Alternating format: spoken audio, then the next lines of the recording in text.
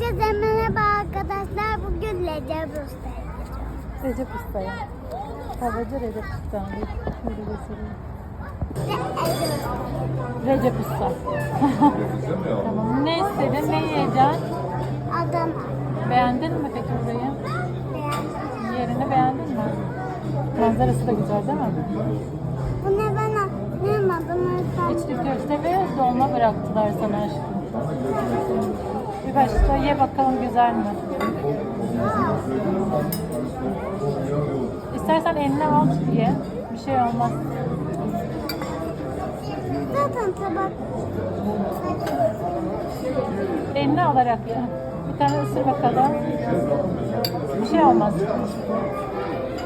Beğendin mi? Adana'ya bak.